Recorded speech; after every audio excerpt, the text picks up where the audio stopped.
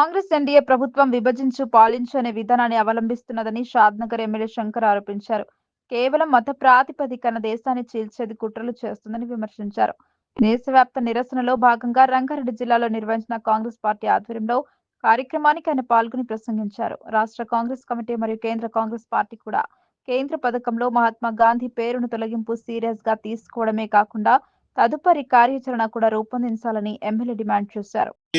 ఏ కార్యక్రమాన్ని ఇచ్చినా రంగారెడ్డి జిల్లా గుండె చప్పుడులాగా జనాలను ఏ రోజుకు ఆ రోజు ప్రభుత్వం తేవాలనే ఆశయంతో ఆలోచనతో ముందున్న నాయకుడు ఈ రోజు కూడా అదే ఆలోచనతో షాద్నగర్ ఎమ్మెల్యేగా కాన్స్టిట్యూన్సీలో ప్రభుత్వాన్ని పటిష్టపడుతూ ప్రభుత్వ సంక్షేమాన్ని ముందుకు తీసుకెళ్తున్న నాయకుడు శంకర్ గారిని మాట్లాడవలసిందిగా కోరుతున్నాను. ఈరోజు బీజేపీ పార్టీ అవలంబిస్తున్న మహాత్మా గాంధీని కనుమరుగు చేయాలని చెప్పి ఏదైతే కుట్రలు చేస్తూ ఉందో ఆ కుట్రలను ఎండగట్టడానికే ఈరోజు ఏఐసిసి పిలుపు మేరకు పిసిసి అధ్యక్షుల పిలుపు మేరకు ఈ యొక్క సత్యాగ్రహ దీక్షలు ఏర్పాటు చేస్తూ ఉన్నారు.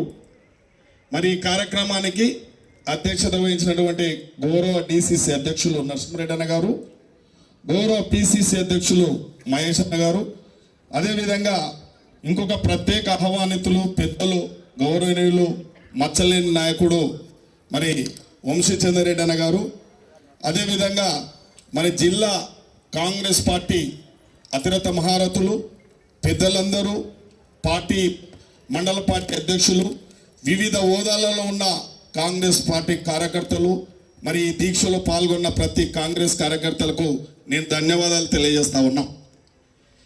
మిత్రులారా, మీరు చూడండి, ఒక మహాత్ముడు, ఒక జాతీయ పిత, ఈ స్వతంత్రాన్ని సాధించి పెట్టిన జాతిపిత మహాత్మా గాంధీ. ఈ మహాత్మా గాంధీ యొక్క పేరు ప్రతిష్టలను కనుమరుగయ్యే విధంగా ఒక కుట్రపూరితమైన బీజేపీ పార్టీ ఈ దేశంలో చేస్తూ ఉంది. అడుగడుగున ఇలా మనం చూస్తూ ఉన్నాం. కాంగ్రెస్ పార్టీ ఆ రోజు ఈ రోజు ఈ దేశ సర్వతోముఖాభివృద్ధి సాధించాలి, అభివృద్ధి సాధించాలి, ప్రతి వర్గాన్ని కుల మతాలకు ఒక అన్ని మతాలను కలుపుకొని, అన్ని కులాలను కలుపుకొని, అన్ని ప్రాంతాలను కలుపుకొని ఒక సమానత్వ స్వేచ్ఛతోని ఈ యొక్క భారతదేశాన్ని ముందుకు తీసుకుపోవాలని చెప్పి కలలుగన్న మహాత్మా గాంధీ యొక్క ఆశయాలను, మహాత్మా గాంధీ యొక్క సూత్రాలను ఇప్పుడు కాంగ్రెస్ పార్టీ ఆచరించింది. జవహర్లాల్ నెహ్రూ మెదులుకొని సోనియా గాంధీ, రాహుల్ గాంధీ వరకు కూడా ఇలా ఆయన సూచనలను, ఆశయాలను తీసుకుపోతా ఉంటే మనందరికీ తెలుసు, భారతదేశానికి స్వాతంత్రం వచ్చిన తర్వాత ఈ యొక్క పేదరికంతో కొట్టుమిట్టాడుతున్న భారతదేశాన్ని ఏ విధంగా పేదరికాన్ని నిర్మూలించాలో, ఏ విధంగా భారతదేశాన్ని అభివృద్ధి చేయాలో ఆ రోజు ప్రతి ప్రధానమంత్రి కూడా జవహర్లాల్ నెహ్రూ గారు ఈ దేశంలో ఎన్నో బహుళార్థ సాధక ప్రాజెక్టుల నిర్మాణం చేపట్టడం జరిగింది. పంచవర్ష ప్రణాళిక సూత్రాలు తీసుకోవడం, అలీన ఉద్యమం తీసుకురావడం జరిగింది. ఇందిరాగాంధీ 20 సూత్రాల పథకం తీసుకొచ్చి కపడా ఔర్ మకాన్ అనే నినాదం తీసుకొచ్చి ఇలా దేశాన్ని ఒక స్థాయిలో నిలబెట్టా ఉన్నారు.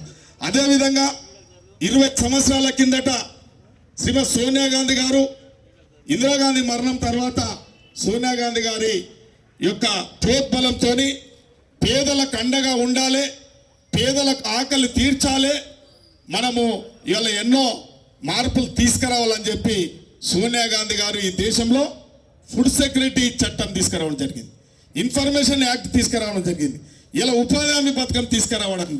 అంటే మన్మోహన్ సింగ్ గారు ఇలా ప్రధానమంత్రిగా ఉన్నప్పుడు ప్రతి గ్రామంలో ఇలా ఒక 2 పూటల తిండి పెట్టాలంటే పని కల్పించినట్లయితే ఒక పేదలకు తిండి దొరుకుతుందనే ఒక ఉద్దేశంతో Congress party Sonia Gandhi UPA chairperson ఉన్నప్పుడు ఈ పథకం తీసుకొచ్చి మరి గొప్ప వ్యక్తి, మన జాతీయ నాయకుడు మహాత్మా గాంధీ పేరు పెడితే ఇలా జీర్ణించుకోలేక ఒక కుటిల రాజకీయాలతోని మహాత్మా గాంధీ యొక్క ప్రతిష్టను దిగజారే విధంగా ఇలా బీజేపీ పార్టీ చేస్తుంది. కాబట్టి ఇవాళ రాహుల్ గాంధీ గారు ఇప్పుడు ఈ యొక్క గాంధీని ఇలా మీరు చూస్తూ ఉన్నారు, పార్లమెంట్లో వారికి అవమానం జరుగుతూ ఉంటే కూడా ఎప్పటికప్పుడు ఎండగడతా ఉన్నాడు. కాబట్టి మిత్రులారా, ఇవాళ బీజేపీ పార్టీ ఒకటే, రామ్ రామ్ చెప్పిన పరమాలు అప్న, ఇంకా వేరే నిదానం లేదు.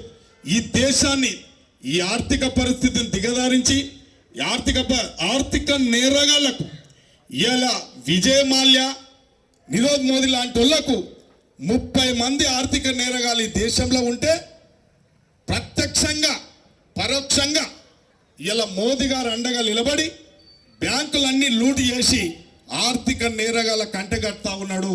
ఇలా మీరు చూస్తూ ఉన్నాం.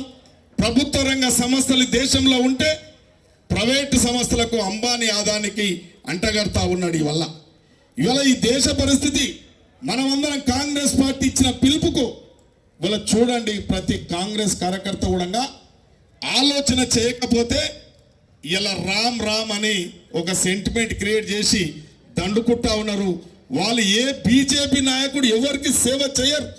బీజేపీ పార్టీ పేదలకు అండగా ఉండదు, ఏ వర్గాలకు అండగా ఉండదు. ఇలా రాజ్యాంగానికి తూట్లు కొడతా ఉన్నారు.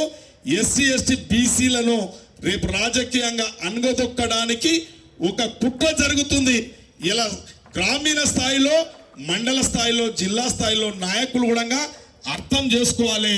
వాళ్ళు బీజేపీ యొక్క చేస్తున్న వికృత చేష్టలు రేపు భవిష్యత్తు లేకుండా చేస్తా ఉన్నారు. కాబట్టి ఇవాళ మహాత్మా గాంధీనే మరిపించే నిర్ణయం తీసుకున్నారంటే ఇలా మీరు అర్థం చేసుకోండి రేపు పార్టీలను ఏ విధంగా చేస్తారో వాళ్ళందరూ అనేది. ఇలా మనం అందరం ఒక సంకల్పంతోని, ఒక దీక్షతోని, ఒక క్రమశిక్షణతో ఇలా బీజేపీ పార్టీలో అనుబంధ సంస్థలు పనిచేస్తూ ఉన్నాయి. ఆర్ఎస్ఎస్ పనిచేస్తూ ఉంది, విహెచ్పి పనిచేస్తూ ఉంది. ఇలా మన ఇన్ని వర్గాలు ఉంటాం. ఇలా ఒక దీక్ష ఇక్కడ 2 గంటల దీక్షకు ఒక పిసిసి అధ్యక్షులు వచ్చారు. ఇలా ఏఐసిసి సిడబ్ల్యూ శాశ్వత మెంబర్ వచ్చిండు. ఇక్కడ అందరం ముఖ్యులం ఉన్నాం. ఇక్కడ కనీసం కూర్చొని ఇంకే ఓపిక లేకపోతే మనం బీజేపీ పార్టీ యొక్క వాళ్ళ యొక్క వికృత శేషాలు, వాళ్ళు చేసే ప్రజా వ్యతిరేక విధానాలను మనం ఏ విధంగా ఎండగడతామని చెప్పి నేను కాంగ్రెస్ కార్యకర్తలను ఒక సూచన చేస్తా ఉన్నా. ఏ కార్యక్రమం తీసుకున్నా మనం ఒక సంకల్పంతో, ఒక దీక్షతో, ఒక పట్టుదలతోని మనం చేయకపోతే ఇలా బీజేపీ పార్టీని ఎండగట్టడం చాలా కష్టమవుతుంది. కాబట్టి ప్రతి కాంగ్రెస్ కార్యకర్త, శివచరణ్ రెడ్డి కూడా ఉన్నాడు. మిత్రులమా, మీరు రాష్ట్ర అధ్యక్షులు, నేను చెప్పొద్దేమో ఈ వేదిక, కానీ మీరందరూ కూడా సూచనలు చేయండి. ఇలా గ్రామీణ స్థాయిలో నేను వంశీచంద్రన్నతో కూడా వినయించుకుంటున్నా. అన్న, ఇది చాలా మంచి పథకం అన్న. గ్రామాలలో ఏమడుగుతా ఉన్నారంటే, నేను మొన్న కూడా ఎలక్షన్లలో ఎప్పుడు తిరిగినా, మొన్న గ్రామ పంచాయతీ ఎలక్షన్లు తిరిగినప్పుడు కూడా లేడీస్ ఏమంటారు అంటే, ఎమ్మెల్యే గారు ఉపాధి పథకం మా ఊరికి పెట్టాలి చూడండి, మా ఊరికి తేవాలి చూడండి పనులు అని చెప్తా ఉన్నారు.